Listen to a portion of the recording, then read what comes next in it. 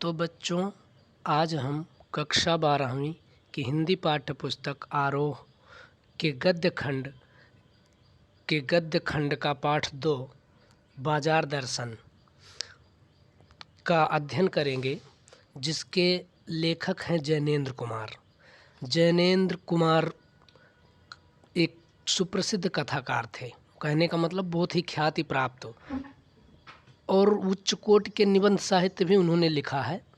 उनका जन्म सन 1905 को अलीगढ़ जिले के कौड़ियागंज नामक गांव में हुआ था। कहाँ पर? उत्तर प्रदेश में। उनकी आरंभिक शिक्षा हस्तिनापुर जिला मेरठ में हुई थी।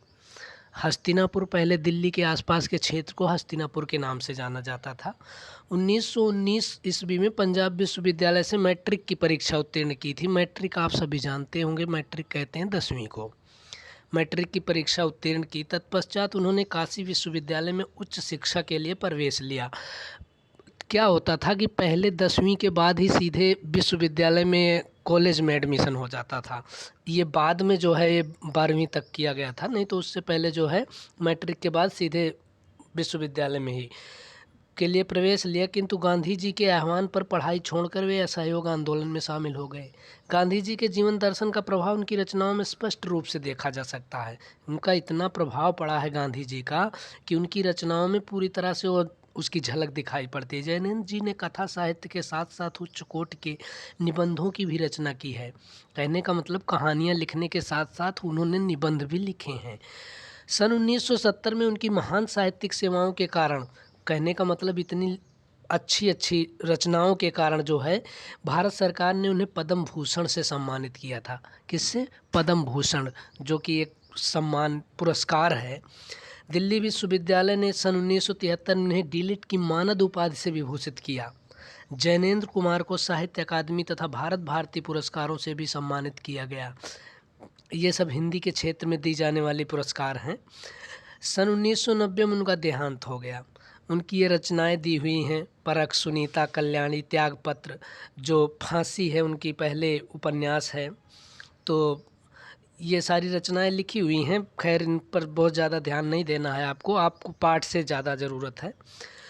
तो ये निबंध जो है प्रसिद्ध निबंधकार एवं कथाकार, कहने का मतलब वो निबंधकार भी थे, कथाकार भी थे, उनका जैनेंद्र कुमार जी का है। इसमें क्या बताया उन्होंने? बाजार के उपयोग तथा दुरुपयोग का सूक्ष्म विवेचन किया है। मतलब बाजार की उपयोगिता क्या है और उसकी अनुपयोगिता क्या है, मतलब आवश्यकता और अनावश्यकता दोनों चीज़ों के बारे में उन्होंने एक सूक्ष्म विवेचन किया है, विश्लेषण किया है, बताया है, उसको एनालाइज किया है। लेखक यह स्पष्ट करना चाहता है कि बाजार हमारी आवश्यकताओं की पूर्ति करता है। क्या कहना चाहता है कि बाजार जो है वो हमारी आवश्यकताओं की पूर्ति करता है। मतलब हमें क्या चाहिए, क्या ज़रूरत है, उन चीज़ों के लिए बाजार से हमें चीज़ें मिलती हैं, उनके निर्भर रहना पड़ता है। हम बाजार से केवल वही वस्तुएं खरीदें जिनकी हमें आवश्यकता है। लेखक का कहना है कि बाजार से हम उन्हीं वस्तुओं को खरीदें जो हमारे काम की हैं, जो हमारे काम की हैं। लेखक के अपने एक मित्र का जिक्र किया है उन्होंने। अपनी पत्नी के साथ बाजार में गया, वहाँ से लौटते समय वो अपने साथ बहुत से बंडल लेकर लौटा। लेखक के एक मित्र थे, उनके बारे में उन्होंने बताया कि अपनी पत्नी के साथ बाजार में गए और लौटते समय जब उनको देखा तो वो हाथ में बहुत सारे बंडल लिए हुए थे। कई लोग होते हैं कि बिना फजूल की चीज़ें जो है जब बाजार या मेले में कहीं पहुँच जाते हैं तो इतना बटोर लेते हैं कि मतलब उनके हाथ में भी नहीं आ रहा होता। खरीद लौटा तो लेखक द्वारा बंडल लेकर लौटा तो लेखक द्वारा पूछने पर उसने उत्तर दिया कि श्रीमती जो उसके साथ गई थी। जब लेखक ने पूछा कि अरे ये क्या सारी चीज़ें, इतनी क्या कुछ इकट्ठा कर लिया, तो उन्होंने अपनी पत्नी की तरफ इशारा करके कहते हैं कि श्रीमती जी जब साथ गई थी तो ये सामान तो खरीदना ही था, साथ गई थी इसलिए काफ़ी कुछ अनावश्यक वस्तुएं खरीद कर लाया है।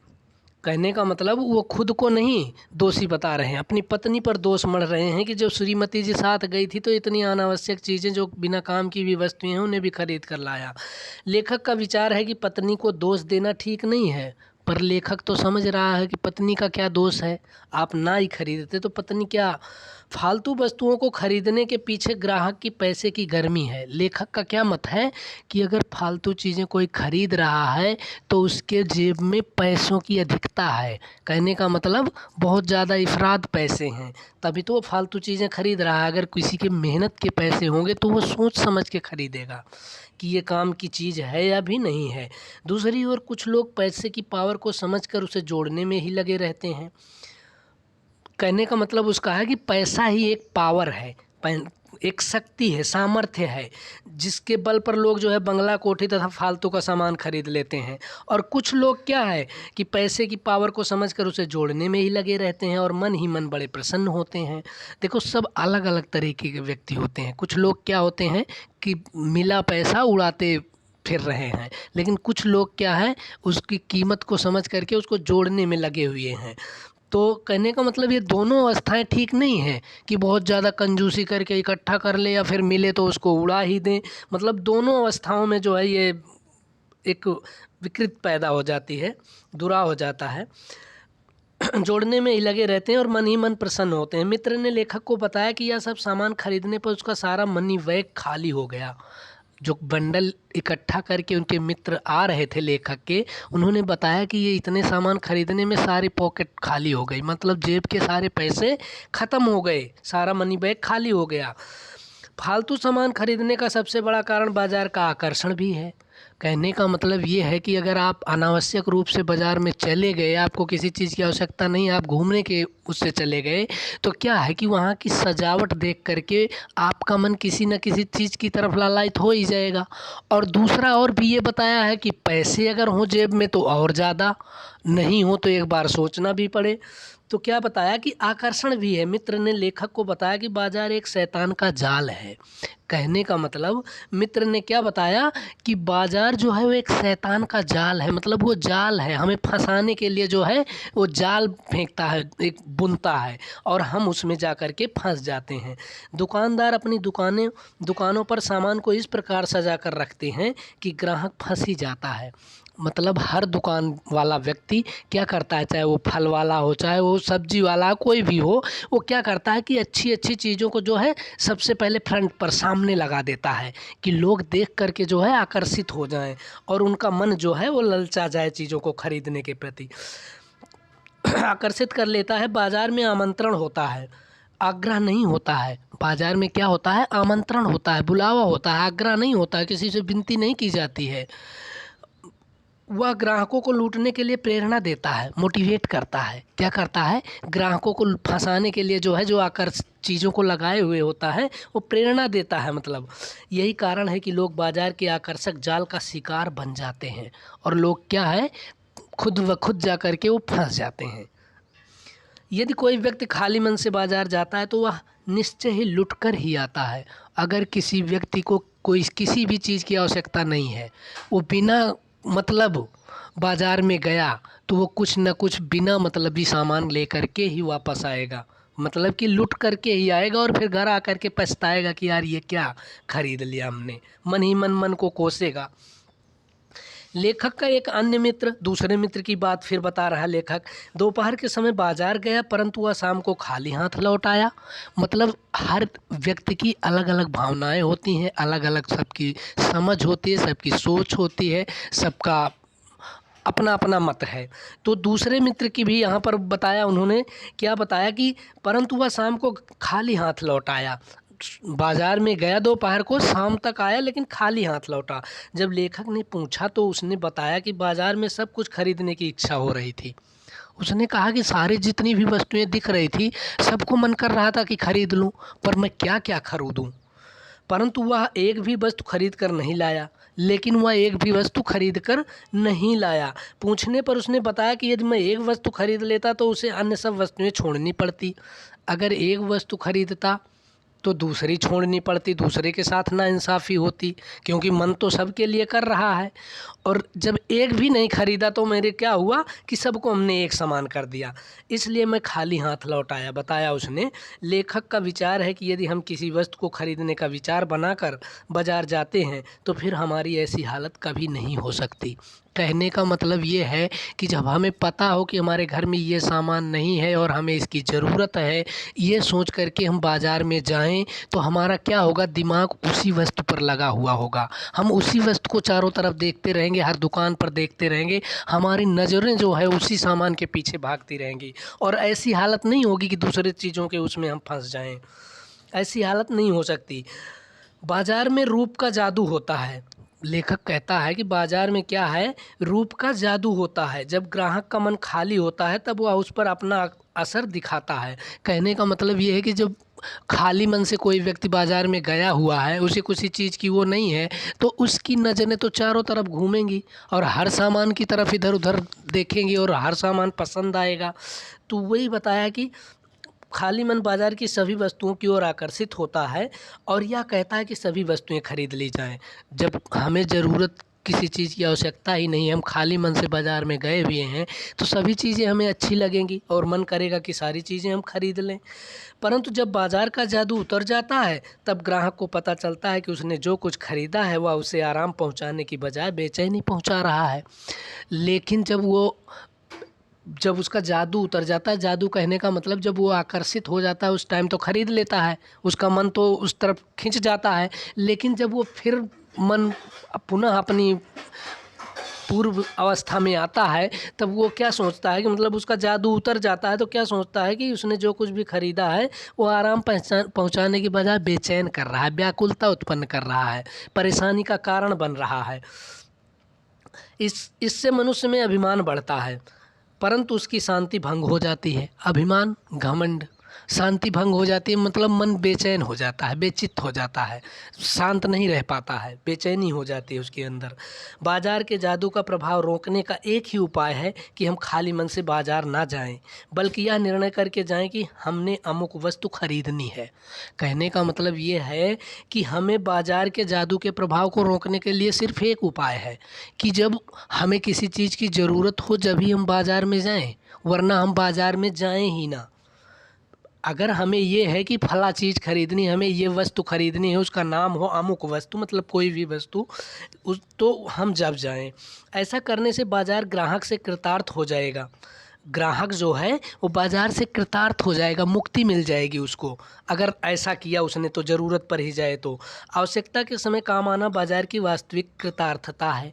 आवश्यकता के समय काम आना बाज़ार की वास्तविक कृतार्थता है मतलब जब हमें ज़रूरत हो तब हम बाज़ार में जाएं तो वो वास्तविक असलियत में बाज़ार की क्या है, कृतार्थता है, उदारता है। खाली यदि ग्राहक का मन बंद है तो इसका अभिप्राय है कि मन शून्य हो गया है। अगर मन बंद है, किसी चीज़ की तरफ चंचल नहीं हो रहा है, किसी चीज़ की तरफ आकर्षित नहीं हो रहा है, तो क्या होता है कि शून्य हो गया है। बिल्कुल उसका मन जो है शून्य है, वो किसी चीज़ के प्रति जो है कोई पसंद नापसंद किसी तरह का मतलब कोई वो ही नहीं है। यदि शांत हो जाए, बंद हो जाए तो क्या है, शून्य हो गया है। मनुष्य का मन कभी बंद नहीं होता। शून्य होने का अधिकार केवल ईश्वर का है। कहने का मतलब ये है कि मनुष्य अगर है तो उसका मन कभी शांत नहीं होगा, उसके अंदर किसी न किसी तरह की इच्छा ज़रूर जागती रहेगी। इसलिए जो है, क्योंकि अगर जब उसके अंदर किसी तरह की इच्छा ना हो कोई चीज़ पाने की, किसी तरह की मतलब किसी भी तरह की, तो क्या है वो, ऐसा किसका स्वभाव होता है, ये होता है ईश्वर का, वो पहचान होती है कि शून्य होने का अधिकार केवल ईश्वर का है। कोई भी मनुष्य परमात्मा के समान पूर्ण नहीं है। कहने का मतलब ये है कि कोई भी व्यक्ति जो है वो पूर्ण नहीं है अपने आप में, उसको किसी न किसी चीज़ की आवश्यकता ज़रूर है, चाहत ज़रूर है, सभी अपूर्ण हैं। इसलिए मानव मन में इच्छाएं उत्पन्न होती रहती हैं, इच्छाओं का विरोध करना व्यर्थ है। कहने का मतलब ये है कि इच्छाएं जो उत्पन्न हो रही हैं उनका विरोध करना व्यर्थ है, बेकार है। या तो एक प्रकार से ठाट लगाकर मन को बंद करना है। ठाट लगाकर मतलब जैसे किसी बोतल के ऊपर ढक्कन कस दिया जाए या फिर किसी पाइप में जो है किसी लकड़ी का गोल ढक्कन लगा दिया जाए, उसमें ठोक दिया जाए, तो वो लगा करके बंद करना है। ऐसा करके हम लोग भी नहीं जीतते बल्कि लोग हमें जीत लेता है। मतलब ऐसा करके जो है जीत नहीं पाते हैं क्योंकि हमने अपने मन के खिलाफ वो काम किया है। तो इसलिए जो लोग मन को बलपूर्वक बंद करते हैं वे हठ योगी कहे जा सकते हैं। हठ योगी का मतलब क्या होता है, बलपूर्वक किसी चीज़ पर मतलब दबाव दे करके उसको रोकना, हठ कर लेना। इससे हमारा मन संकीर्ण तथा क्षुद्र हो जाता है। कहने का मतलब ये है कि हमारी भावनाओं में जो है वो ये है कि इच्छा तो हमारी है, लेकिन हमने उसको ज़बरदस्ती बंद कर रखा है। तो ऐसा नहीं करना चाहिए। उस अपनी इच्छा को ही थोड़ा थोड़ा करके जो है कम करना चाहिए। किसी चीज़ की लालच को ही कम कर देना चाहिए। संकीर्ण तथा क्षुद्र हो जाता है। प्रत्येक मानव अपूर्ण है। हमें इस सत्य को स्वीकार करना चाहिए, क्योंकि हर एक मनुष्य जो है पूर्ण नहीं है। पूर्ण हो जाएगा तो वो ईश्वर है, फिर अपूर्ण है। जितने भी इंसान हैं दुनिया में वो सब अपूर्ण हैं। सच्चा कर्म हमें अपूर्णता का बोध कराता है। सच्चा कर्म जो सही काम करते हैं हम, तो उसे अपूर्णता का बोध होता है। हमारे जो कमियां हैं उसका बोध कराता है, उससे ज्ञान दिलाता है। अतः हमें मन को बलपूर्वक रोकना नहीं चाहिए, अपितु उसकी बात को सुनना चाहिए। मतलब बलपूर्वक किसी चीज़ को नहीं रोक देना चाहिए कि ज़बरदस्ती। उसकी भावनाओं को सुनना चाहिए, उसकी बातों को सुनना चाहिए, क्योंकि मन की सोच उद्देश्य से पूर्ण होती है। मन की जो सोच होती है वो उद्देश्य से पूर्ण होती है, किसी न किसी लक्ष्य को प्राप्त करने की होती है। परंतु इसका तात्पर्य यह नहीं कि हम मन को मनमानी करने की छूट दें। कहने का मतलब ये है कि मन में भी दो तरह की वो होती हैं। एक तो क्या होता है, एक तो ये होता है कि फालतू की चीज़ों की तरफ जो है मन भागता रहता है, निगेटिविटी की तरफ, जिसको कहते हैं नकारात्मकता की तरफ। और ये क्या होता है, सकारात्मकता की तरफ जाता है। तो हमारा मतलब ये होना चाहिए कि हम इतना भी मनमानी ना उसको करें कि वो नकारात्मकता की ओर जो है भागे। हमें सकारात्मकता की ओर ही ले जाना है। मन को मनमानी करने की छूट भी ना दें, क्योंकि वह अखिल का एक अंग है, क्योंकि वह इस संसार का उसका एक अंग है। अतः हमें समाज का एक अंग बनकर रहना होता है। हमें जो है समाज का एक अंग बनकर रहना होता है। अब लेखक अपने एक पड़ोसी भगत जी का उदाहरण देते हैं कि पड़ोस में चूरन बेचने वाले एक भगत जी रहते हैं। उनका यह नियम है कि वह प्रतिदिन 6 आने से अधिक नहीं कमाएंगे। भगत जी के बारे में बताया लेखक ने कि पड़ोस में भगत जी रहते हैं और उनका प्रतिदिन का नियम है, एक रूल उन्होंने बना रखा है कि हम 6 आने से ज़्यादा नहीं कमाएंगे। इसलिए वह अपना चूरन न थोक व्यापारी को बेचते हैं और न ही आर्डर पर बनाते हैं। आर्डर पर मतलब किसी के पहले से आदेश देने पर, आर्डर देने पर, बुकिंग करने पर। तो वो क्या करते थे कि 6 आने से ज़्यादा कभी नहीं कमाते थे। वो किसी का आर्डर भी नहीं सुनते थे और किसी को थोक भी नहीं बेचते थे। थोक का मतलब ये होता है कि इकट्ठा किसी चीज़ को बेच देना, और ना ही आर्डर पर बनाते थे। जब वे बाज़ार जाते हैं तो वह बाज़ार की सभी वस्तुओं को तटस्थ होकर देखते हैं। तटस्थ का मतलब कि किनारा खींचते हुए। कहने का मतलब उसके नज़दीक नहीं जाते थे। किसी भी वस्तु को जब देखते थे तो तटस्थ होकर के, मतलब एक किनारे की तरफ से देखते थे, मतलब उसी नज़रिए से देखते थे, किनारे करते हुए रहने से। तटस्थ होकर देखते उनका मन बाजार के आकर्षण के कारण मोहित नहीं होता। वे सीधे पंसारी की दुकान पर जाते हैं, जहां से वे काला नमक तथा जीरा खरीद लेते हैं और अपने घर लौट आते हैं। कहने का मतलब उन आवश्यक चीज़ के लिए जाते हैं, उनकी जो आवश्यकता है काला नमक और जीरा, तो क्या करते हैं, किनारा खींचते हुए जाते हैं, मतलब चीज़ों को ऐसे नज़रअंदाज करते हुए जाते हैं। वो सीधे पंसारी की दुकान पर पहुँचते हैं। पंसारी की दुकान पर सारी जड़ी बूटियाँ जो भी चीज़ें हैं सब कुछ मिलती हैं। तो वहाँ पर वो काला नमक और जीरा खरीदने के लिए जाते हैं और लौट आते हैं। भगत जी द्वारा बनाया गया चूरन हाथों हाथ बिक जाता है, और वो ऐसा चूरन बनाते थे कि हाथों हाथ जो है वो बिक जाता है बहुत जल्दी ही। अनेक लोग भगत के प्रति सद्भावना प्रकट करते हुए उनका चूरन खरीद लेते हैं। सद्भावना प्रकट करने मतलब उदारता दिखाते हुए जो है उनका चूरन जो है खरीद लेते हैं। जैसे ही भगत जी को 6 आने की कमाई हो जाती है तो वे बचा हुआ चूरन बच्चों में बांट देते हैं। मतलब उनका क्या नियम था, 6 आने कमा लेना और उसके बाद जो सामान बच गया, जो चूरन बच गया, वो उनको बच्चों में वितरित कर देना। ऐसे ही वे हमेशा स्वस्थ रहते। लेखक का कहना है कि भगत जी पर बाजार का जादू नहीं चलता, हमेशा वो ठीक ठाक रहते हैं, ना तो भाग दौड़ करते ना कुछ नहीं, बस उनकी रोज़ की एक वो थी। और लेखक क्या कहता है कि भगत जी पर जो है बाजार का जादू नहीं चलता। कहने का मतलब जो आकर्षण है वो भगत जी को नहीं आकर्षित कर पाता। भले ही भगत जी अनपढ़ हैं और बड़ी बड़ी बातें नहीं करते, परंतु उस पर बाजार के जादू का कोई प्रभाव नहीं पड़ सकता। कहने का मतलब अनपढ़ तो हैं, लेकिन समझदारी इतनी है कि बाजार उन्हें अपनी तरफ नहीं खींच पाता। नहीं तो वो भी चूरन को और जो बच्चों में बांट देते हैं और ज़्यादा पैसे कमा सकते हैं, और ज़्यादा का बेच सकते हैं, और बाजार से अनावश्यक चीज़ें खरीद कर वो भी ले आ सकते हैं। पैसा मानो उनसे भीख मांगता है। लेखक का कहना है कि मानो पैसा उनसे भीख मांगता है कि हमें ले लो, मतलब हमें आप ले लो, मुझे ले लो। परंतु भगत जी का मन बहुत कठोर है और उन्हें पैसे पर दया नहीं आती और वे लेने से उसको जो है मना कर देते हैं, स्वीकार कर देते हैं। लेने का मतलब यही है ना कि वो चूरन को और नहीं बेचते, 6 आने के बाद वो जो है बच्चों को बांट दिया, नहीं तो और भी पैसे तो आ जाते। वह 6 आने से अधिक नहीं कमाना चाहते। पैसों में एक दारुण व्यंग शक्ति है। दारुण व्यंग शक्ति कहने का मतलब एक करुण व्यंग, व्यंग का मतलब होता है एक ताना, जो किसी पर कमेंट जिसको कहते हैं, व्यंग शक्ति है। जब हमारे पास से मोटर गुजरती है तो पैसा हम पर एक गहरा व्यंग कर जाता है। मतलब जब हमारे पास से कोई वाहन गुजरता है, कोई गाड़ी लेकर के कार जाता है, तो क्या होता है कि हमारे ऊपर एक व्यंग कर जाता है पैसा। तब मनुष्य अपने आप से कहता है कि उसके पास मोटर कार क्यों नहीं है। वो भी तो सोचता है कि हमारे पास क्यों नहीं है ऐसा। वह कहता है कि उसने मोटर कार वाले माता पिता के घर जन्म क्यों नहीं लिया। मतलब ये प्रश्न उसके मन में उठते हैं। पैसे की यह व्यंग शक्ति अपने सगे संबंधियों के प्रति कृतघ्न बना देती है। कृतघ्न का मतलब ये होता है उपकार को ना मानना। मतलब सगे संबंधी किसी तरह का उपकार करें, परोपकार करें तो उसको भी ना माने, उसको कहते हैं कृतघ्न। कृतघ्न बना देती है। परंतु चूरन बेचने वाले भगत जी पर इस व्यंग शक्ति का कोई प्रभाव नहीं पड़ता। लेकिन भगत जी के ऊपर कोई असर नहीं होता। उसके सामने व्यंग शक्ति पानी पानी हो जाती है। उनके सामने ये व्यंग शक्ति भी जो है नतमस्तक हो जाती है, गिर जाती है। भगत जी में ऐसी कौन सी शक्ति है जो पैसे के व्यंग के समक्ष अजेय बनी रहती है। मतलब ऐसी उनके अंदर क्या शक्ति है जो कि अजेय बनी रहती है। अजेय बनी रहने का मतलब जिसको कभी ना जीता जा सके। मतलब वो अजेय हैं, उनके मन को कभी जीता नहीं जा सकता।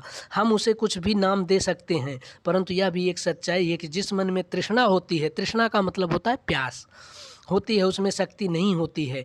जिस मनुष्य में संचय की तृष्णा और वैभव की चाह होती है, संचय की तृष्णा चीज़ों को इकट्ठा करने की लालच, प्यास, और वैभव धन संपत्ति की चाह हुआ मनुष्य निश्चय ही निर्बल है।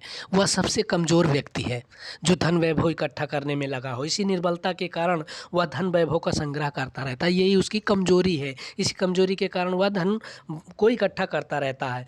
एक दिन भगत जी के लेखक एक दिन की बात बता रहे हैं। भगत जी की लेखक के साथ मुलाकात हुई, दोनों में राम राम हुई। लेखक यह देखकर दंग रह गया कि भगत जी सबके साथ हंसते हुए बातें कर रहे हैं। वे खुली आंखों से बाजार में आते जाते हैं।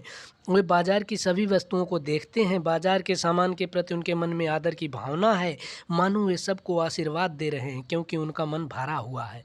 कहने का मतलब ये है, लेखक अचंभो मानता है कि वो सारी चीज़ों को देखते भी रहते हैं, लेकिन फिर भी उनका जी कभी ये नहीं होता कि हम ये चीज़ खरीद लें और ज़्यादा पैसे कमा लें। मतलब उनका जी जो है एक तरह से भरा हुआ है। वे खुली आंख तथा संतुष्ट मन से सभी फैंसी स्टोरों को छोड़कर पंसारी की दुकान से काला नमक और जीरा खरीदते हैं। कहने का मतलब वो देखते हुए सारे फैंसी जो पसंदीदा, जो आकर्षित करने वाले स्टोर्स हैं, वहाँ गोदाम है, वहाँ से गुजरते हैं, लेकिन वो सीधा पंसारी की दुकान पर ही चले जाते हैं। ये चीज़ें खरीदने पर बाज़ार उनके लिए शून्य बन जाता है। जैसे ही ये चीज़ें वो खरीद लेते हैं, उनके लिए बाज़ार निरर्थक है, शून्य बन जाता है। मानो उसके लिए बाज़ार का अस्तित्व नहीं है। मतलब बाज़ार का कोई अस्तित्व ही नहीं है, कोई मतलब ही नहीं रह गया। चाहे चांदनी चौक का आकर्षण उन्हें बुलाता रहे या चांदनी बिछी रहे, परंतु वे सभी का कल्याण मंगल चाहते हुए घर लौट आते हैं। मतलब कितनी भी जो है चौक सजाई हो, उन्हें आकर्षित कर रही, उन्हें बुला रही हो, लेकिन वो जो है उसकी तरफ आकर्षित नहीं होते और घर लौट आते हैं। उनके लिए बाज़ार का मूल्य तब तक है जब तक वह काला नमक और जीरा नहीं खरीद लेते। सिर्फ बाज़ार का मूल्य उनके लिए इतना ही है जब तक वो काला नमक और जीरा खरीदते हैं। अब लेखक बाज़ार की सार्थकता के बारे में बताता है कि वहाँ से कुछ खरीदने पर ही है। कहने का मतलब यह है, बाज़ार में जाने का मतलब यह है, सार्थकता यह है कि वहाँ से जब कुछ सामान खरीदा जाए। जो लोग केवल अपनी क्रय शक्ति के बल पर बाज़ार में जाते हैं, वे बाज़ार से कोई लाभ प्राप्त नहीं कर सकते और ना ही बाज़ार उन्हें कोई लाभ पहुँचा सकता है। कहने का मतलब ये है कि जो लोग जो है अपने पैसों के बल पर, पैसों के पावर पर जो है बाज़ार में जाते हैं, वे बाज़ार से कोई लाभ नहीं प्राप्त कर सकते। लाभ क्या नहीं प्राप्त कर सकते? क्योंकि उनको ज़रूरत की चीज़ें मिलती नहीं, वो फालतू की चीज़ें इकट्ठा कर रहे हैं, पैसे हैं और दिए और लिए।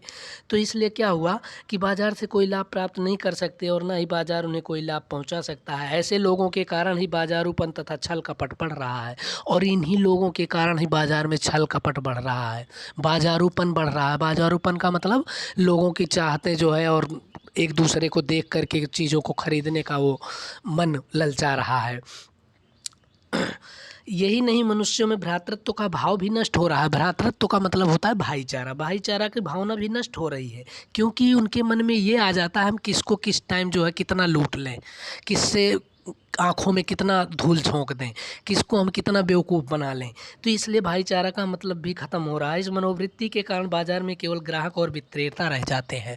मतलब ये जो सोच है, ये जो मनोवृत्ति है, इसके कारण सिर्फ पैसे कमाना और जिसके पास पैसे हैं वो और जो सामान बेच रहा है, वो दो ही रह जाते हैं। भाईचारा और किसी तरह का जो है समाज का कोई डर नहीं किसी के अंदर रह जाते हैं। लगता है कि दोनों एक दूसरे को धोखा देने का प्रयास कर रहे हैं। ये लगता है कि बाज़ार विक्रेता जो है वो ग्राहक को बेवकूफ़ बना रहा है और ग्राहक जो सोचता है कि वो हम दुकानदार को बेवकूफ़ बना रहे हैं। इस प्रकार का बाज़ार लोगों का शोषण करता है और इसी प्रकार का बाज़ार जो है लोगों का शोषण करता है, लोगों का खून चूसता है और छल कपट को बढ़ावा देता है और धोखाधड़ी को जो है बढ़ावा देता है। अतः ऐसा बाज़ार मानव के लिए हानिकारक है। लोगों के लिए लेखक का कहना है कि ये बाज़ार जो है बहुत ही कष्टदायक है, हानिकारक है। जो अर्थशास्त्र इस प्रकार के बाज़ार का पोषण करता है, कहने का मतलब जो इकोनॉमिक्स, जो अर्थशास्त्र, जो पैसे हैं, इस प्रकार के बाज़ार को पालता है, वह अनीति पर टिका है। अनीति पर मतलब नीयत नहीं है उसकी ठीक, नीति नहीं है उसकी ठीक। ऐसे उसे इस एक प्रकार का माया जाल ही कहेंगे। मतलब वो बाज़ार नहीं है, वो माया जाल है, लोगों को ठगने का तरीका है। इसलिए बाज़ार की सार्थकता इसमें है कि वह ग्राहकों की आवश्यकताओं को पूरा करे और बेकार की वस्तुएं ना बेचे। कहने का मतलब बाज़ार की सार्थकता किसमें है, अर्थ किसमें है कि वो जो है लोगों को उनकी ज़रूरत की चीज़ों को ही बेचे और लोगों से भी यही अपील है कि वो बेकार की चीज़ें ना खरीदें जिनका कोई अर्थ नहीं है। तो आज बाज़ार दर्शन पाठ का सार यही इतना। अब बाकी का अगर किसी बच्चे को कोई कहीं पर समस्या है, कुछ संदेह है, तो वो कमेंट करके पूछ सकते हैं। धन्यवाद।